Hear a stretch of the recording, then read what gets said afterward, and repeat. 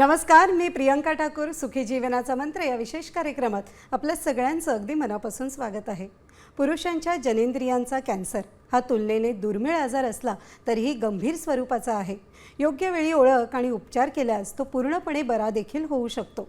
लिंगावर गाठ, जखम किंवा व्रण दिसणे, जखम बरी न होणे किंवा वारंवार रक्तस्राव होणे अशी लक्षणे यामध्ये दिसून येतात.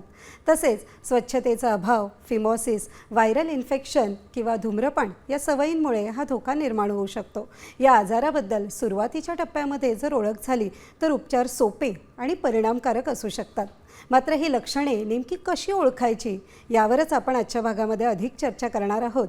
त्या संदर्भातील मार्गदर्शन करण्यासाठी आणि प्रेक्षकांच्या प्रश्नांना उत्तरं देण्यासाठी तज्ज्ञ आणि नामांकित डॉक्टर विजय दहिफळे या ठिकाणी उपस्थित आहेत. त्यामुळे कार्यक्रमाच्या सुरुवातीस डॉक्टर विजय दहिफळे यांच्याविषयी जाणून घेणार आहोत एका व्हिडिओच्या माध्यमातून.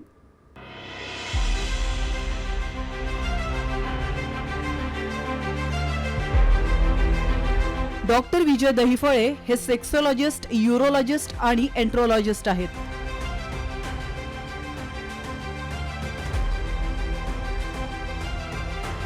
डॉक्टर दहिफळे यांचं क्लिनिक औरंगाबाद, हैदराबाद, दिल्ली, पुणे, नवी मुंबईतील नेरूळ, दादर, अंधेरी, कल्याण, नाशिक, अहमदाबाद आणि दुबईत देखील आहे. डॉक्टर नेहमीच देश विदेशात सेमिनार आणि कॉन्फरन्ससाठी जात असतात. तसंच सेक्स बाबतच्या सर्व समस्यांवरती ते मार्गदर्शन करत असतात.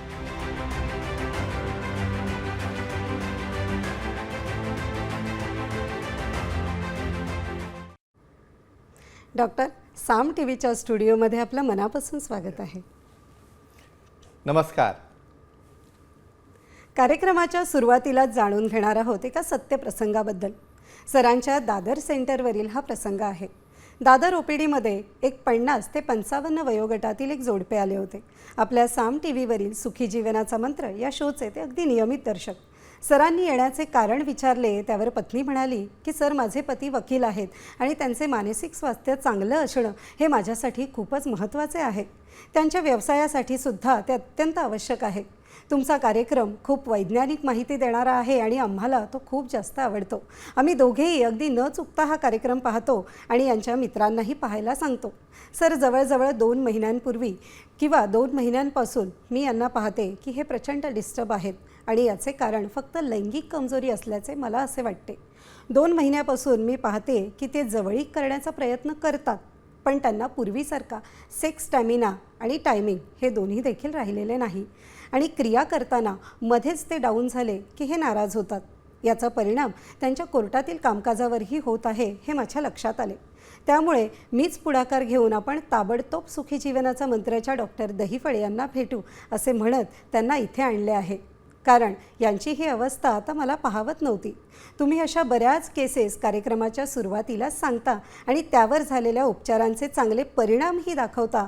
ते पाहून आम्हाला आता खूप जास्त धीर मिळतो. आता ही केस तुमच्या हातात आहे आणि तुम्हीच याला योग्य तो न्याय द्या. त्यानंतर सरांनी वकील साहेबांना विचारले की कामाचा कोणता स्ट्रेस किंवा ब्लड प्रेशरचा तुम्हाला आजार आहे का. त्यावर ते म्हणाले की मला ब्लड प्रेशर नाही, पण एक छोटी गोळी मी सुरू केली आहे, ती मात्र मी घेतो. सरांनी त्यांची पूर्ण तपासणी केली.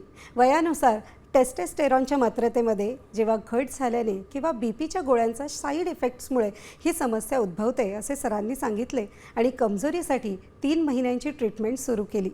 सरांनी दोघांनाही धीर दिला. गरज पडल्यास P shot therapy, vacuum therapy, shockwave therapy किंवा पेनाईल इम्प्लांट देखील करू असे सांगितले. दोघेही आता अगदी रिलॅक्स झाले होते. त्यांनी सरांचे मनापासून आभार मानले आणि ते म्हणाले की सर, तुम्ही आणि साम टीव्हीचा हा शो नसता तर आम्ही तुमच्यापर्यंत पोहोचू शकलो नसतो आणि परिस्थिती खूप गंभीर झाली असती असे बोलून त्या दोघांनीही समाधान व्यक्त केले. वैद्यकीय भाषेमध्ये या समस्येला post ageing and secondary to blood pressure sexual dysfunction असं म्हटलं जातं. सर, काय सांगाल? खरं तर पेशा हा वकिलीचा अतिशय कामाचा स्ट्रेस किंवा अगदी तणाव आणि अशामध्ये त्यांच्या वाईफला टेन्शन येणं ही साहजिक आहे. म्हणजे मी खरंच या जोडप्याचं मनापासून अभिनंदन आणि कौतुक का करतो की 100मध्ये फक्त 20 ते 30% मला अशी मिळतात. बाकीची काय बाजू तेही सांगणार आहे. आता एक कॉन्ट्रावर्शियल स्टेटमेंट मी एक पाहिलं. मी विचारलं बीपी आहे का, मला बीपी नाहीये. नाही पण छोटीशी गोळी गोळी चालू आहे मात्र मी घेतो. आणि ती ट्रीटमेंट सुरू असल्यामुळं हा पूर्ण परिणाम झालेला आहे. हा. आता पहा, अशा प्रकारचं कॉन्ट्राव्हर्शियल स्टेटमेंट जेव्हा येतं हो हो की माझा आजार काय हा लपवून ठेवायचा, लपून ठेवायचं. समोरच्याला सांगायचा नाही, Correct. मग त्यामध्ये डॉक्टरांनी ट्रीटमेंट द्यायची आणि त्याचा परत काही प्रॉब्लेम झाला की मग की मग पुन्हा- काय सांगायचं हो. की ह्या गोळीमुळे झालं. झालं. सांगूया, हे डिस्कशन आपण नक्कीच. करूया.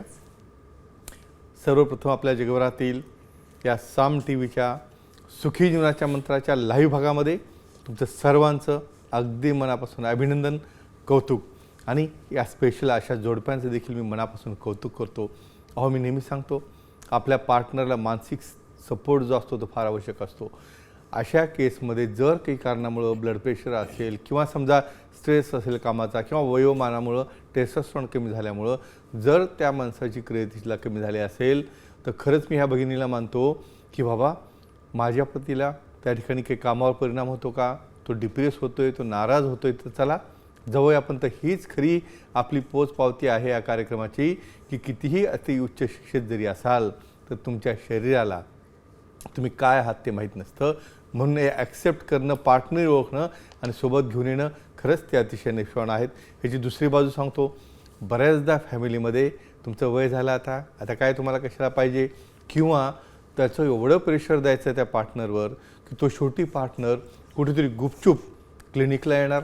तर बऱ्याचदा मी सर्वांना या ठिकाणी आवर्जून सांगतो, कुठल्याही परिस्थितीमध्ये डॉक्टरांना रॉंग हिस्ट्री देणे, हिस्ट्री लपवून ठेवणे किंवा त्यांना काही प्रकारच्या गोळ्या खाऊ नका, घेऊ नका असं जर कोणी सांगितलं असेल ते लपवून ठेवून मी ओके आहे म्हणून सांगणे, मग या गोळ्या घेणे आणि त्याचे काही कॉम्प्लिकेशन झाले तर बाकीचे सर्वजण जागे होणे आणि मग काहीतरी वेगळ्या प्रकारे करायचा प्रयत्न करणे, अशा गोष्टींना अजिबात कुठल्याही प्रकारे थारा दिला जात नाही. कारण का, खोटं सांगणं, त्या ठिकाणी खोटी हिस्ट्री देणं, आपली पास्ट हिस्ट्रीनं सांगणं आणि त्यातनं ट्रीटमेंट सुरू करून आणि मग बाकीचे जण जागे होऊन मग त्या ठिकाणी मग कोणाचा प्रॉब्लेम आहे किंवा आणखी कुठं तिसऱ्या ठिकाणी गेलं की ज्याला काही नॉलेज नाही तो डॉक्टर कधी वेगळाच सांगतो, अशा भ्रमातल्या गोष्टी करण्यात काही अर्थ नसतो. म्हणून मित्रांनो, आपलं स्वतःचं लाईफ आहे, महत्त्वाचं आहे. कोणाच्या घरची परिस्थिती काय असेल, मानसिकता काय असेल हे आपल्याला माहीत नसतं. तरी पण आपलं स्वतःचं जीवन महत्त्वाचं आहे आणि आपल्यासाठी डॉक्टर म्हणा, वकील म्हणा, ह्यांना आपण नेहमी म्हणतो ना, बाबा डॉक्टरांना वकिला कोणी खोटं बोललं नाही पाहिजे. ह्याचं रिझन काय की समोर पुढे जाणारी जी केस आहे आणि त्याची रिझल्ट हे सर्व तुमच्या हिस्ट्रीवर अवलंबून असतात. हे मुद्दा मला मेसेज द्यायचा होता. का, बऱ्याचदा पार्टनरला घाबरून दाखवायला नाही द्यायचं, नाही देत. तर गुपचूप गेलं की खोटी हिस्ट्री सांगायची आणि मग कॉम्प्लिकेशन झालं मग बाकीचे सगळे जागे होणार. करेक्ट आहे. मग रॉंग काय राईट काय, त्यापेक्षा काळजी घ्या ना पार्टनरची, नक्कीच. त्याला सपोर्ट द्या. हा मेसेज देणं मला महत्त्वाचं वाटतं, जेणेकरून फॅमिलीमध्ये एक प्रकारचा सुखी जीवनाचा मंत्र हा शेवटपर्यंत नांदला पाहिजे. आणि आता बाकीचे आपले दर्शक वाट पाहतील त्यांना आव्हान करूया. नक्कीच नक्कीच. या जोडप्याने जशी आपली हिस्ट्री लपवली तशी तुम्ही मात्र लपवू नका. या ठिकाणी आम्हाला दिलखुलास आपले प्रश्न विचारा. सुखी जीवनाचा मंत्र या कार्यक्रमात तुम्ही देखील सहभागी होऊ शकता आणि सरांना थेट प्रश्न विचारू शकता. मात्र त्यासाठी आमचा स्टुडिओ क्रमांक लिहून घ्या, 022410610. सर, आपल्याला फोन यायला सुरुवात झालेली खूप आहे. छान, पुण्याहून खूप छान. अश्विनीजी नक्कीच, आपल्याशी जोडले घेऊया. गेले. नमस्कार अश्विनीजी, आपला प्रश्न विचारू शकता. नमस्कार सर. नमस्कार जी, बोला. सर, थिक पेनिस काय असतं आणि ते नॉर्मल असतं का सर, त्याबद्दल सांगा. म्हणजे थिक गर्थ पेनिसेस काय असतात, बरोबर आहे? हो बरोबर. म्हणजे आपले हे वेगवेगळे आपला टॉपिक जो चालू आहे की लिंगाचे विभिन्न आकार, त्यामध्ये तुम्हाला याची माहिती पाहिजे, थिक गर्थ पेनिसेस, बरोबर आहे? चला, खूप छान प्रश्न आहे आणि नक्कीच याचा सर्वांना फायदा होईल. सांगूया तुम्हाला. मी ही ॲनाटॉमी, फिजिओलॉजी, बायोकेमिस्ट्री, बघा आपलं प्रत्येक बोलणं हे वैज्ञानिक असतं हो आणि त्याला बेस असतो. हो. आणि हे आकार सांगण्याचं एकमेव रिझन का, कारण पार्टनरमध्ये एवढी मिसअंडरस्टँडिंग होते की बऱ्याचदा केसी डायव्होर्सपर्यंत गेलेली असते. सांगूया आपण. कदाचित मित्रांनो तुम्हाला वाटत असेल ना, लग्न झालं, वा, म्हणजे मला आता काय की लग्न झालं म्हणजे मला त्याचं आता परमिशन मिळाली, नंतर मी काहीही करू शकतो. अजिबात नाही. जरी तुमचं लग्न झालेलं असेल तरी माझं नेहमीचं एक ब्रीदवाक्य मी परत रिपीट करतो, time, place, person, condition, culture, safety, consenting. Consenting म्हणजे समोरच्याची परमिशन, आपला नोन, आपला ओन, नॉन इन्फेक्टेड पार्टनर, हे अतिशय महत्त्वाचं असतं. त्यामुळे असं तुम्ही ग्रँटेड पकडू नका की माझा पार्टनर आहे, माझी पत्नी, म्हणजे मला जेव्हा मनात वाटेल ती मी काही म्हणेल, काही असं नाही. संमती घ्यायची असते, सांगायचं असतं. बरं, थिक गर्थ पेनिसेस हा एक प्रकार आहे. काय असतं, बऱ्याचदा काही कारणामुळं काही जणांच्या लिंगाचा आकार अतिशय थिक आणि जाड असतो आणि अशा वेळेला नवीन बऱ्याचदा हनीमूननी असं पाहिलेलं आहे मी की समोरची मुलगी ही अलाऊच करत नाही, त्याला भीती वाटते बाबा याच्यामुळं मला काही डॅमेज झाला तर काही इजा झाला तर. एक महत्त्वाचं वाक्य सांगतो, अशा केसमध्ये तुमच्या काउन्सिलिंगसाठी तज्ज्ञांना सेक्सॉलॉजिस्टना भेटणं आवश्यक आहे. अतिशय चांगल्या प्रकारचे काही लुब्रिकंट असतात ते वापरल्यानंतर यातनं तुम्ही नक्कीच दूर जाऊ शकता आणि सुखी जीवनाच्या मंत्राच्या पुस्तकात याची खूप माहिती दिली आहे. मला वाटतं ही भीती ठेवून बरेच जण त्या क्रियेपासून दूर राहतात, ते होणं बरोबर नसतं, पण काळजी आणि सल्ला घेणं आवश्यक असतं. नक्कीच नक्कीच. डॉक्टर, आपला पुढील प्रश्नही पुण्याहून आहे. अंजलीजी आपल्याशी जोडल्या गेलेल्या खूप आहे. छान, घेऊया. नमस्कार अंजलीजी, आपला प्रश्न विचारू शकता. बोला. नमस्कार सर. नमस्ते जी, बोला. सर, माझा प्रश्न असा आहे की पेनाइल ग्राफ्ट काय असतात आणि त्यामुळे लिंगाची जाडी वाढवता येते का? वा, अतिशय सुंदर प्रश्न तुम्ही विचारला. बहुतेक तुम्ही सुखी जीवनाचं पुस्तकही पाहिलेलं आहे मंत्राचं आणि तुम्ही यूट्यूबवर देखील आमची शो पाहताय. खूप छान प्रश्न, सांगूया तुम्हाला. म्हणजे पेनाइल ग्राफ्ट काय असतात आणि साईज वाढवता येते का, बरोबर आहे? चालेल, नक्की सांगूया. म्हणजे अशा प्रकारचं वैज्ञानिक डिस्कशन हे यांच्या प्रश्नांमुळे होतं आणि त्यात भगिनी सहभागी होतात. हा सगळ्यात मोठा प्लस पॉईंट आहे. पेनाइल ग्राफ्ट म्हणजे तुम्ही आपल्या टॉपिक दिल्यानंतर अभ्यास करून विचारताय आणि सर्वांना माहिती मिळते. सांगूया आपण. याला ग्राफ्ट म्हणण्यापेक्षा पेरिकार्डियल ग्राफ्ट किंवा स्कॅफोल्ड असतात. का असतात हे? बऱ्याच केसेसमध्ये पेरोनिस प्लेक नावाचा डिसीज असतो किंवा लिंगामध्ये फ्रॅक्चर झाल्यानंतर वाकडेपणा आलेला असतो. अतिशय कॉमन केसेस आहेत ज्या की नुसतं सर्जरीद्वारे ह्या नीट होत नसतात किंवा जस्ट टकिंग करून नीट होत नसतात. अशा केसमध्ये तो वाकडा झालेला ज्या ठिकाणी गाठ असेल, काही पॅच असेल, तो भाग कट केला जातो आणि तो कट केल्यानंतर तो जो डिफिशियन्सी असते त्या ठिकाणी काहीतरी पॅच आपल्याला लावायला लागतो. तर अशा केसमध्ये सिंथेटिक हे पेरिकार्डियल ग्राफ्ट असतात जे त्यामध्ये ॲब्सॉर्ब होतात, त्याला पॅच म्हणून वापरले जातात, ज्यामुळं हा बेंड निघतो किंवा त्यांची कमजोरी काही कारणामुळे असेल तर ती कमी होते. किंवा काही केसेसमध्ये सर्क्युलर गर्थ वाढवण्यासाठी देखील हे जाडे वाढवण्यासाठी देखील हे ग्राफ्ट वापरले जातात. म्हणून खूप सुंदर प्रश्न. अशा प्रकारच्या केसेसमध्ये फक्त तज्ज्ञ सेक्सॉलॉजी यांचा सल्ला घेऊन सर्जरी जर केली तर अतिशय छान रिझल्ट येतो. आणि तुमच्या मनात कुठंतरी जे माझं लहान लिंग आहेत, मी काही कामाचं नाही किंवा मी आता लग्न करू शकत नाही, अशा गोष्टीमध्ये जाऊ नका. तज्ज्ञांना भेटा, लाजू नका, सल्ला घ्या, त्यातून तुम्ही नक्कीच बाहेर याल. आता लग्न न करणे, घरातून पळून जाणे, घरामध्ये कॉन्स्टंट रेजिस्टन्स करणे, मला लग्नाची गरज नाही म्हणणे, हे बेसिक त्यावर उपाय नाहीये. नसतो. ट्रीटमेंट आहे, ॲक्सेप्ट करा आणि दाखवा. नक्कीच. डॉक्टर, पुढील प्रश्न पुण्याहून आहे. पंकजजी आपल्याशी जोडले गेलेले खूप छान, घेऊया. नक्कीच. नमस्कार पंकजजी, आपला प्रश्न विचारू शकता. नमस्कार सर. नमस्ते जी, बोला. सर, स्मूथ पेनिसेस काय असतात आणि ते नॉर्मल असतात का, याबद्दल थोडी माहिती पाहिजे. परत एकदा विचारा मला. स्मूथ पेनिसेस काय असतात राईट आणि राईट ते राईट नॉर्मल असतात का, म्हणजे याबद्दल माहिती पाहिजे. स्मूथ म्हणजे सरफेस जो आहे हा प्लेन असणारे अशा प्रकारचे काही लिंग असतात का आणि ते नॉर्मल असतात का, बरोबर आहे? चला, खूप छान प्रश्न आहे आणि याचे उत्तर तुम्हाला देऊया. जवळपास 22 प्रकार आपण डिस्कस करतोय. सायंटिफिकरित्या त्याचं महत्त्व सांगतोय, जेणेकरून जो सेक्स एज्युकेशनचा अभाव आहे तुम्ही स्वतःच ग्रँटेड करता की हे ॲबनॉर्मल आहे आणि त्यातनं पुन्हा काही ती भांडणं सुरू करता. लवकरच ह्या टॉपिक नंतर आपण स्त्रियांकडे देखील येणार आहोत. ते व्हॅरिएशनही पाहणार आहोत का सामाजिक दृष्ट्या याचं फार मोठं महत्त्व आहे. सांगूया. कधीही प्रत्येकाला काय वाटतं की आयडियल म्हणजे माझं नाक असं सरळ, लांब, सेंटरमध्ये टोकदार, असं आयडियल कुठल्याही प्रकारचा ऑर्गन बनत नसतो. जेव्हा निसर्ग आपल्याला बनवतो तेव्हा त्या बॉडीला सूट होणारं तुमच्या जेनेटिक्समध्ये जे काही आहे, तुमचे आईवडील जे आहेत त्यांचं कॅरेक्टर घेऊन तुम्हाला ट्रान्समिशन देऊन ते बनवलं जातं. ते चांगल्यासाठी बनलेलं असतं. आता स्मूथ पेनिस हा प्रकार असतो का? नक्कीच असतो. बऱ्याचदा काय असतं, काही कारणामुळं ज्या लिंगावर व्हेन्स असतात ह्या व्हेन्स त्या ठिकाणी ॲपिअरन्स दिसत नाही आणि व्हेन्स नाही दिसल्या, कम्प्लिटली फक्त स्किनचा भागाने एक स्मूथ आकार दिसतो. अशा वेळेला काही पार्टनर कंप्लेंट करतात, सर म्हणे हे काही बरोबर मला साईज वाटत नाही, तो स्मूथनेस आहे त्यामुळे मला ॲक्ट करताना कसल्या प्रकारचं एन्जॉयमेंट मिळत नाही. मग अशा वेळेला काय करायचं? हे देखील नॉर्मल असतं, याला घाबरायचं नाही. काय करायचं, या ठिकाणी सेक्सॉलॉजी भेटल्यानंतर त्या ठिकाणी काही पी-शॉट थेरपीज आहेत किंवा बऱ्याचदा आम्ही सिलिकॉनचे काही पिलेट्स असतात ते वापरून देखील तुम्हाला तो रफनेस किंवा इरेग्युलॅरिटी त्यामध्ये आणता येते. पण दोन्ही पार्टनरची संमती, दोघांचं एन्जॉयमेंट, दोघांचं प्लेजर आणि दोघांची संमती यामध्ये अतिशय आवश्यक असते. नंतरच आपण ही केस करू शकतो. हे मी का रिपीट केलं? बऱ्याचदा गुपचूप जाणे सेक्सॉलॉजिस्टकडं हो. किंवा अशाही केस पाहिल्यात मी की सर माझं इम्प्लांट करून टाका, बापरे. माझ्या घरी कोणाला सांगायचं सांगू नाही, नका. त्यानंतर माझ्या पार्टनरली सांगू नका. विचार करा, अशा पद्धतीने जर केस केली आणि त्यानंतर घरी गेल्यानंतर पार्टनर लक्षात आलं, नाही. ते बरोबर आहे का? नाही. म्हणून दोघांनी सोबत येणं हो. आणि जोपर्यंत दोघांची कन्सेंट सर्जरीला नसते तोपर्यंत ती आपण ऑपरेट करत नसते. अरे वा वा, अतिशय छान. डॉक्टर, पुढील प्रश्न परभणीहून आहे. कल्पनाजी आपल्याशी जोडल्या गेलेल्या आहे. खूप छान, घेऊया आपण. नमस्कार कल्पनाजी, सरांना आपला प्रश्न विचारू शकता. हॅलो, नमस्कार सर. नमस्ते जी, बोला. तर लिंगाचा देखील कॅन्सर होतो का, त्याबद्दल माहिती सांगा. परत- त्यावर काय उपाय आहे? परत एकदा विचारा, आवाज आला नाही थोडासा. लिंगाचा देखील कॅन्सर होतो का, कॅन्सर, ओके. आणि हां त्यावर हां, काय उपाय असतो? Okay, very good. म्हणजे आमचं आज जे टायटल आम्ही दिलेलं आहे त्या टायटलला तुम्ही कॅच केलेलं दिसतं. नक्कीच सांगूया तुम्हाला. खरंच म्हणजे सर्वांच्या मनातला प्रश्न आहे की असंही देखील होऊ शकतं का. नक्कीच सांगूया. आपल्याला कॅन्सर हो. नुसतं बोललं की असं बस घाबरून जातो आपण, नक्की. धडकी भरते. आपल्याला कॅन्सर स्पेसिफिक माहिती आहे, ब्रेनचा झाला, हो. हाडाचा झाला, हो, हो, पोटाचा झाला, पण अगदी मर्यादित. हां, पण लिंगाचा होतो का सांगूया आपण.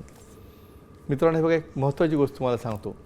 का आणि कशामुळं तुमचे सर्व ऑर्गन हे तुमचीच आहेत. तुमचं ब्रेन किंवा हार्ट कुठल्याही ऑर्गनवर पार्शालिटी करत नाही, पण तुम्ही मात्र स्वतःच्या ऑर्गनला वाईट टाकल्यासारखं करता आणि त्यामुळं त्या ठिकाणी आमंत्रण देता त्या आजाराला. जसं आता प्रियंकाजींनी सुरुवातीलाच काय सांगितलं, त्या ठिकाणी इरिटेशन होणं, फायमॉसिस असणं, क्लिनिंग न ठेवणं, अशा पद्धतीने त्या ठिकाणी इरिटेशन होतं. इरिटेशन झाल्यानंतर जेव्हा ते स्किन मागं पुढं होत नाही, क्लिनिंग होत नाही, त्यावेळेस स्क्वॅमस सेल कार्सिनोमा या नावाचा समोरच्या टोकाला तो कॅन्सर तयार होतो. बऱ्याचदा वॉर्ड्स असतात, त्या ठिकाणी अल्सरेशन असतात, जखमा असतात आणि वेळीच काळजी नाही घेतली त्या इरिटेशनमुळे त्या ठिकाणी जर कॅन्सर बनला, जर प्रथमावस्थेत असेल तर बऱ्याचदा लोकली त्या ठिकाणी तुम्ही एक्सिजन करून त्यातनं बाहेर येऊ शकता. पण काही कारणामुळं तुम्ही दुर्लक्ष केलं, कारण लाजून बुजून तुम्ही घरी एवढं बसता की हे कोणाला दाखवणार, कसं सांगणार. मग अशा केसमध्ये अशी वेळ येते की तो पसरतो. मग त्यावेळेला मात्र पूर्ण लिंग काढून टाकावं लागतं, त्याला पेरिनेक्टॉमी करावं लागते. बऱ्याचदा बाकीचे जे लिम्फ नोड असतात, बाकीचे RPL अशी आमची प्रोसिजर आहे, तर अशा प्रकारच्या गोष्टी करायला लागतात. बऱ्याचदा किमो देखील लावू शकतो. म्हणून एकच सांगतो, कुठल्याही गोष्टीला लाजू नका. जसं आपला प्रत्येक आजार आहे, डायबिटीस आहे, BP आहे, पोटाचा आहे, त्याच पद्धतीनं तुमचे लैंगिक अवयव हे तुमचेच आहेत. त्याला सुदृढ ठेवणं ही तुमचीच जबाबदारी आहे. आणि पहिले डायग्नोसिस करणारे हे तुम्ही स्वतः डॉक्टर आहात. कारण का की तुमच्या स्वतःला पाहण्याची संधी ही तुम्हालाच असते. म्हणून कुठल्याही प्रकारे अशी शंका कुशंका मनात न ठेवता तज्ज्ञांना भेटा, सेक्सॉलॉजी युरोलॉजिस्टना भेटा. या सर्व गोष्टींना तुम्ही बाहेर येऊ शकता आणि आजार हा पुढे जाण्यापासून वाचू शकता. एक महत्त्वाचं काय सांगितलं, हो. स्वतःचे डॉक्टर पहिले तुम्ही आहात. आपण असतो. हो, तुम्हाला टेम्परेचर आलं, तुमचं डोकं दुखतं, आम्हाला कळणार आहे. नक्कीच नाही. किंवा आपल्या ऑर्गनला काय प्रॉब्लेम हे कोणाला कळणार आहे. आपल्याला तर पहिले ॲक्सेप्ट करा हो. की मी स्वतःचा डॉक्टर आहे. नक्कीच. जेव्हा डाऊट येतो तेव्हा मग आम्ही आहोतच पुढची ट्रीटमेंट देण्यासाठी. नक्कीच नक्कीच. डॉक्टर, अतिशय छान. खरं तर कॅन्सर हा शब्द हो. जरी उच्चारला तरी लोकांच्या बरोबर, मनामध्ये अनेक बरोबर. प्रश्न येतात. मला वाटतं प्रश्न याचं उत्तर त्यांना मिळालं असेल. यावरच आधारित सर मला आपल्याला आणखी एक प्रश्न ओके, विचारायचा आहे. तो म्हणजे थायरॉइडायटिस म्हणजेच नेमकी काय असतं आणि त्यावर आपण काय उपाय करू शकतो. आता इतका सुंदर प्रश्न म्हणून जवळपास 2 सिरीजपासून पाहतोय मी. बऱ्याचदा भगिनी काय म्हणतात की सर फक्त पुरुषांबद्दल बोलता, हो. पण स्त्रियांना काही नसेल का. बरोबर आहे, साहजिक आहे. ग्लँड दोघांमध्ये असतात. हो. सांगूया आपण काय होतं. थायरॉइड ग्लँड ही एकमेव ग्लँड अशी आहे. आपण नेहमी तो माझी थायरॉइड टेस्ट करा, मला गावठर झाला, गळ्यावर सूज आली, ते आयोडीन कमी असल्यामुळे झाला. थायरॉइड हे कंट्रोलिंग मेकॅनिझम, सगळ्या हार्मोनला कंट्रोल करतं. ते T3, T4, TSH ह्याच्या मात्रा रेग्युलरली करायला पाहिजे. ज्याला थायरॉइडचं हायपरथायरॉइडिझम म्हणा किंवा हायपोथायरॉइडिझम म्हणा, दोन्ही जरी झालं तरी पहिल्यांदा त्याचा इफेक्ट तुमच्या सेक्सवर होतो. त्यामध्ये इच्छा कमी होणं, त्या ठिकाणी अराउजल न होणं, त्या ठिकाणी डिझायर न होणं, त्या ठिकाणी खालच्या अंगामध्ये कोरडेपणा येणं आणि ॲक्ट करताना त्या ठिकाणी पेन होणं. मग या गोष्टी टाळायच्या असतील तर अतिशय चांगल्या प्रकारच्या आयोडीनयुक्त असलेल्या ट्रीटमेंट आहेत आणि काही मेडिसिन्स आहेत जे तज्ज्ञांना भेटल्यानंतर तुम्ही सुरू करू शकता. पुरुषांमध्ये काय होत असेल, पुरुषांमध्ये टिपिकल इरेक्टाईल डिस्फंक्शन, त्या ठिकाणी प्रीमॅच्युअर आणि बऱ्याचदा ड्राय इजॅक्युलेशन अशा प्रकारच्या कंडिशन असतात. म्हणून एकच सांगेन मित्रांनो, या ठिकाणी थायरॉईड जरी झाला असेल तर ॲक्सेप्ट करा, कारण याचा लैंगिकतेवर खूप मोठा परिणाम होतो. बऱ्याचदा मुलं न होण्यासाठी सुद्धा याचा इफेक्ट होत असतो. म्हणून सेक्सॉलॉजी युरोलॉजी सेंटर्सला भेटून जर प्रॉपर ट्रीटमेंट घेतली तर नक्कीच तुम्ही यातनं बाहेर येऊ शकता. कुठलाही आजार असो, परत मॅडमनी सांगितल्याप्रमाणे प्रथमावस्थेत तुम्ही ते कॅच केला त्याचे रिझल्ट अतिशय चांगले असतात. मला दोघांनाही याचे फरक कळले असतील, इफेक्ट कळले असेल, कारण हे कोणाला माहीतच नाही म्हणजे थायरॉइड इथं वर आहे म्हणे, त्याचा कुठं काय संबंध असणार आहे खाली, असं इमॅजिनरी लेवलला काहीच नसतं. तुम्ही विचार करा, ब्रेनवर असतं कंट्रोल, प्रत्येक ऑर्गनवर आहे, हार्टवर असतं, सप्लाय सगळीकडे करतं. तर हा नियम सर्वांना लागू पडतो. नक्कीच नक्कीच. डॉक्टर, आता आपण कार्यक्रमाच्या अतिशय महत्त्वाच्या भागात आलो आहोत आणि ते म्हणजे भाग्यवान विजेता. नक्कीच सांगूया. संतोष मुळे आपल्या बारामतीचे मागच्या वेळेचे विजेते आपल्या सेंटरला आले, त्यांनी प्रोटीन घेतलं, गिफ्ट घेतलं, पुस्तकं देखील घेऊन गेली. त्यांचं अगदी मनापासून अभिनंदन. आणि अशाच प्रकारे तुम्हाला देखील या ठिकाणी व्हायचं असेल तर चिठ्ठी काढायला लागेल, पण त्या अगोदर त्यांनी जे उत्तर दिलेलं आहे तर हनीमून सिस्टायटिस काय असतं यावर त्यांनी अतिशय चांगल्या पद्धतीने उत्तर दिलेलं आहे. आणि आपण चिठ्ठी देखील काढूया, पाहूया विनर कोण आहे नेक्स्ट टाइमचा, कारण दोन्ही आपण एकदा सांगून, कारण त्यांची उत्सुकता फार वाढलेली असते आणि ते विनर सांगणं आणि उत्तर देणं दोन्ही सोबतच करूया आपण, कारण आपली जी इव्हेंट झालेली आहे गेल्या वेळेसची त्याची आपले खूप हायलाईट दाखवायचे आहेत आपल्याला. आपण गेलो कोल्हापूरला. माणिक पाटील यांचं अगदी मनापासून अभिनंदन. कुठल्या प्रश्नाचं उत्तर दिलं होतं यांनी? हनीमून सिस्टायटिस. बघा म्हणजे किती इंटरेस्टिंग सब्जेक्ट आहे हनीमून सिस्टायटिस. बऱ्याचदा हे मिसनोवर म्हणतो आपण, का? कारण या ठिकाणी कुठल्याही प्रकारे लग्नानंतर देखील बऱ्याचदा ब्लॅडरचं म्हणजे जे मूत्राशय असतं त्याचं इन्फेक्शन असतं, त्याला आपण सिस्टायटिस म्हणतो. आणि बऱ्याचदा जेव्हा फर्स्ट टाईम जेव्हा एक इंटरकोर्स होत असतो त्यावेळेला इन्फेक्शन हे जास्त होण्याचं प्रमाण का असतं? कारण हे नवीन बॅक्टेरिया मेल टू फिमेल किंवा फिमेल टू मेल हे ट्रान्समिट झालेले असतात. मग अशा केसमध्ये त्या ब्लॅडरला सूज येणं, इन्फेक्शन होणं, आग होणं, फ्रिक्वेन्सी होणं अशा गोष्टी असतात. तर त्यावेळेस अतिशय चांगले अँटीबायोटिक्स आणि ट्रीटमेंट घेतल्यानंतर अतिशय छान असा रिझल्ट त्याला मिळतो. अशाच पद्धतीने तुम्हाला देखील सहभागी व्हायचा असेल तर मला आता प्रश्न विचारायला लागेल. तर मित्रांनो, थायरॉईड इन्फेक्शन किंवा थायरॉइडायटिस जर असेल, स्त्री असो पुरुष असो, तर त्या ठिकाणी जर कमजोरी आली तर त्या काय ट्रीटमेंट असते हे तुम्हाला सांगायचं आहे. येत्या गुरुवारपर्यंत उत्तर द्या, डायरेक्ट फोन करा, टेक्स्ट करा किंवा मी फोन करून आमच्या टीमला सांगू शकता. गेल्या आठवड्यात जसं आपण आपल्या इव्हेंटबद्दल सांगितलं होतं, विजय उत्सव नावाची सोलापूर येथे खूप छान अशी इव्हेंट झाली.